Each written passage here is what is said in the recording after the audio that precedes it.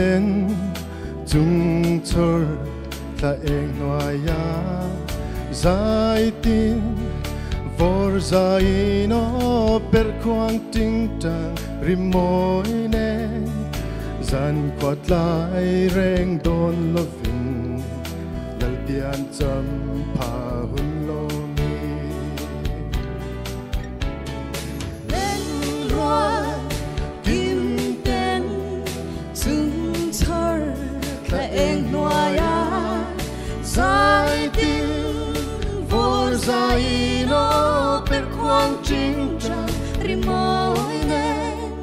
zan quat lai reng don lovin lal pian cham pha hun lo mi Christmas lom lo then hia hoi kom lên rual du ten ne rem na lal piang lom thil pe in lan tu ni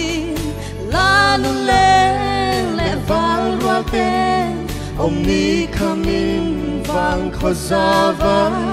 tu ni kan tum tôi lim zai vori lim lai ni zong te o don kir chang ni ya si lung ze azwa chi len roa kim ten chung chor ka eng noya zai tin vor zai no per quang ching chang rimoi ne zan qua tai reng don lo vi lal pian cham pha hun lo mi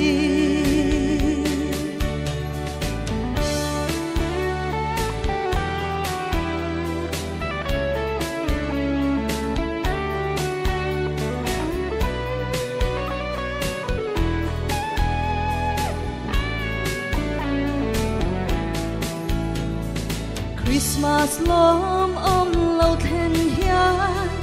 chun le zwa u nao ten ne rem na lal piang lo ma thil pe in lan to ni chung kim ta rang in tong in lung ruan te a roi kil za in mat piang hun doi o don lo ten lim lai ni zong ka o don kir chang ni ya si lung le a zwa chi len roa kim ten chung chor ka eng noya zai tin vor zai no per quang ching chang rimoi ne zan quat lai reng don lo vi lal pian cham pha hun lo mi